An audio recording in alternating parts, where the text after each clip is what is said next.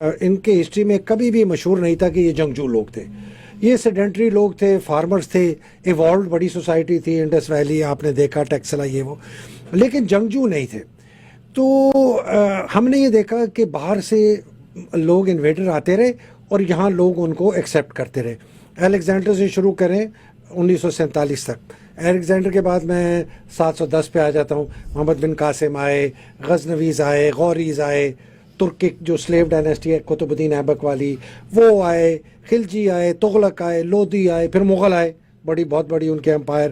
پھر سکھ اپنے لوکل وہی بیچ میں سے اٹھے اور وہ 3 ملین سکھ نے 77 ملین مسلمانوں کے اوپر حکمرانی کی, رنجیت سنگھ, پھر دورانی, نادر شاہ دورانی, پھر احمد شاہ ابدالی اور پھر انگریز. اور یہ آپ دیکھ لیں یہ ہمیں لے گیا کہاں سے لے کر, ہمیں جی 710 سے میں آپ کو 1947 تک لے آیا. ابھی 1757, 1799 اور 1857 3 بہت ہمارے لیے امپورٹنٹ سال ہیں. 1757 میں پہلی بڑی شکست ہوئی پلاسی میں سراج الدولہ کی, جہاں سے مشہور میر جعفر کا نام آیا. ہاں, ان کے کمانڈر ان چیف تھے, انہوں نے انگریزوں کے ساتھ مل کے. 1799 میں ٹیپو سلطان کی سیج آف سرنگا پٹم, جس کو کہا جاتا ہے 5 اپریل سے 4 مئی تک ہوئی, اور ان کو شہید کیا جاتا ہے اور وہاں قبضہ کر لیا. اور 1857 میں غدر جو ہے.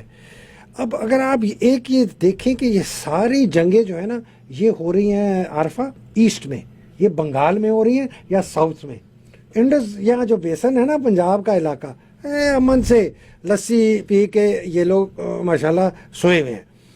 لیکن جو سب سے حیران کن بات ہے وہ میں آپ کو بتاؤں, شاید پہلے بھی ذکر کیا ہو, 1857 کی جو بغاوت ہے یا جنگ آزادی پہلی ہم کہتے ہیں, اس کے اندر جو بغاوت کی انڈین ٹروپس نے اپنے انگریز افسروں کے خلاف, ان کے اندر بیشتر مسلمان اور ہندو تھے, بلکہ for every 7, 6 were Hindus, 1 was مسلم. تو بنگال کے مسلمان, بہار کے, اڑیسہ کے, تلنگانہ کے, ساؤتھ کے اور ہندو, کہ انہوں نے بغاوت نہیں کی.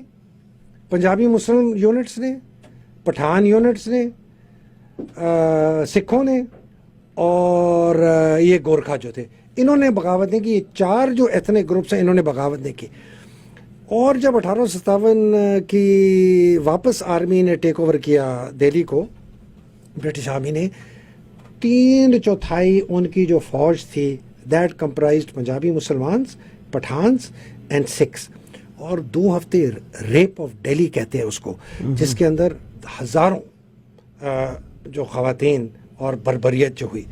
اس کے بعد انگریزوں نے کہا کہ جی یہ تو بین کر دو, اور انگریز کراؤن نے ٹیک اوور کر لیا. انہوں نے بین کر دی ساری آرمیز کو, ڈیزالو کر دیا. 3 تھیں, مدراس, بامبے اور بنگال, اور انہوں نے نئی بھرتیاں شروع کی. اب انہوں نے کہا جی یہ بنگالی کو نہیں لینا, بہاری کو نہیں لینا, یہ ہائی کاسٹ برہمن کو نہیں لینا, ہم نے لینے ہیں جن کو انہوں نے کلاسیفائی کیا, ہم نے لینا ہے جی مارشل ریسز. اب مارشل ریسز کی نا انہوں نے کیٹیگرائز میں 5 انہوں نے بنائی. انہوں نے کہا جی پنجابی مسلمان, پٹھان, پنجابی ہندو لو کاسٹ, ہائی کاسٹ نہیں, پنجابی سکھ اور گورکھے, یہ 5 کیٹیگریز انہوں نے کہا جی یہ مارشل ریسز ہیں. مارشل ریس کی ان کی ڈسکرپشن بڑی انٹرسٹنگ ہے. وہ کہتے ہیں جنگجو ہیں, لڑاکو ہیں. ایک اچھی صفت, باقی ذرا 7 صفتیں آپ دیکھیں.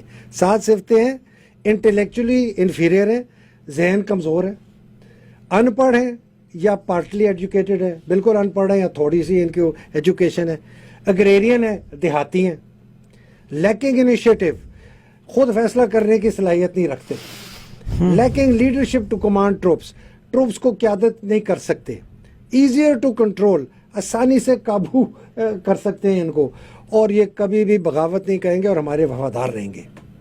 یہ تھی ان کی ڈیفینیشن مارشل ریس کی. ادھر سے انہوں نے بھرتیاں کی. 1857 سے لے کر انہوں نے 1947 تک جو فوج بنائی وہ ان مارشل ریسز سے بنائی, اور اس بیسس پہ بنائی جو میں نے آپ کو بھی بتا دیا ہے. میری اپنی یونٹ 15 پنجاب, جس کو ہم بڑے فخر سے 33 پنجابی محمدنز کہتے ہیں, اسی کرائٹیریا کے تحت اس کو ریز کیا گیا تھا. میں آپ کو بتاؤں عارفہ ایک بہت شرمناک میں نے خود ایک یونٹ میں اس کا نام نہیں لیتا، اب انہوں نے وہ ہٹا دیا ہے، وہ بڑے پراؤڈلی اپنے میس میں اپنے بیٹل آنرز میں دا بیٹل آف سرنگا پٹن اپنا بیٹل آنر دکھاتے تھے کہ یہ ہم نے سرنگا پٹن پر ٹیپو سلطان کے خلاف یہ ہماری یونٹ لڑی تھی، ہم نے فتح کیا۔ یہ ہے لیگسی اور یہ ہے مائنڈ سیٹ، یہ آپ کو سمجھنا پڑے گا۔ 1947 میں جب پارٹیشن ہوا کوئی چینج نہیں آیا اس مائنڈ سیٹ میں، اور یہ صرف فوج کے اندر نہیں تھا۔ دیکھیں جی انگریزوں کو کیا چاہیے تھا، 3 چیزیں چاہیے تھی جب کراؤن نے ٹیک اوور کیا۔ ان کا جی سب سے پہلے تو ہے کہ بغاوت پھر نہ ہو، تو سخت کنٹرول رکھو، قابو کرو کہ اس کے بعد بغاوت نہ ہو۔ اس کے لیے ایسی فوج بناؤ جو ہمارے کنٹرول میں ہو، اگر لوگوں کے خلاف بھی استعمال کرنا پڑے تو ہم کریں گے۔ تیسرا ان کا مقصد عارفہ یہ تھا کہ وہاں سے جتنی دولت ہے اس کو نکال کے ہم انگلستان لے جائیں۔ تو کنٹرول، ایڈمنسٹریٹو کریک ڈاؤن اور ایکسٹریکٹیو اکانومی، یہ 3 ان کے مقصد تھے۔ اس کے تحت انہوں نے فوج بنائی، اس کے تحت انہوں نے بیوروکریسی بنائی، اس کے تحت انہوں نے جوڈیشری بنائی، اس کے تحت انہوں نے پولیس بنائی۔ 1947 آیا، کوئی تبدیلی ہم نے نہیں کی۔ ہندوستان نے تھوڑی بہت تبدیلی ضرور کی، انہوں نے اپنی فوج کو ماتحت لیا ہے سویلین رول کے، ہمارے فوج کو سویلین کوڈ کے ماتحت نہیں لائے گا، آج تک نہیں لا سکتے۔ ابھی تک کوئی فوجی سول کورٹ میں، ہائی کورٹ میں نہیں جا سکتا۔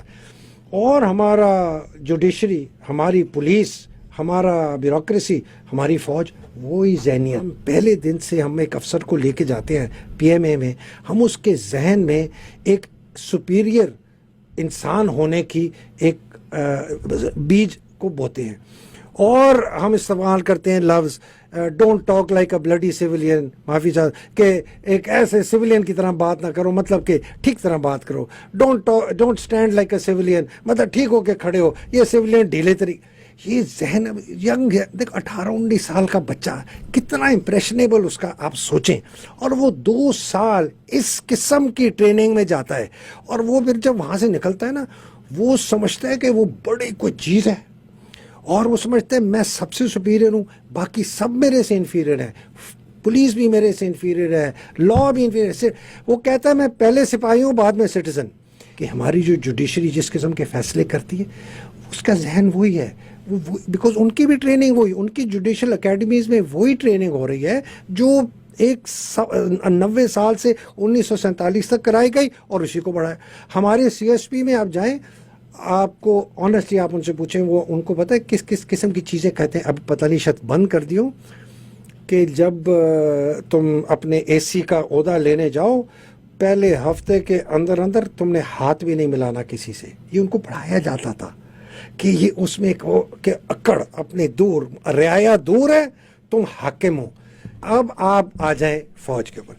اب یہ انگریز کی فارمائکا چلی گئی، اس لو تو وہ تو اپنے ملک میں تو سے سب کو ٹھیک کر لیا، ہمیں یہ چھوڑ گیا۔ میری مدد کرو، تم حاکم نہیں ہو، میں اسی ملک کا شہری ہوں جس ملک کے تم شہری ہو، تم کوئی حاکم۔ لیکن وہ حاکم کی وجہ سے وہ ہے اپنے آپ کو سب سے زیادہ طاقتور اس میں فوج ہو گئی، چونکہ مارشل لا لگے 30 33 32 سال، اس کی وجہ سے انہوں نے اپنے ارد گرد اور بھی ان کی جو دولت جو تھی انہوں نے اکٹھا کر دیا، ہر جگہ اپنے شکنجے پھیلا دیا، اور اب آپ دیکھتے ہیں کہ it is a state with in the state.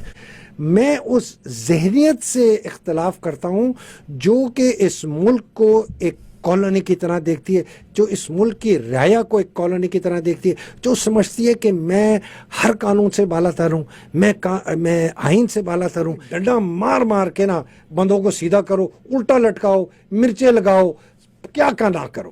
لیکن چونکہ نظام آمرانہ ہے، چونکہ سوچ آمرانہ ہے، چونکہ رعایا حقیر ہے، ہم سپیریئر ہیں، اور چونکہ پیچھے سے ڈنڈا میرے اپنے بڑے ایک ڈنڈے والے کے پاس ہے۔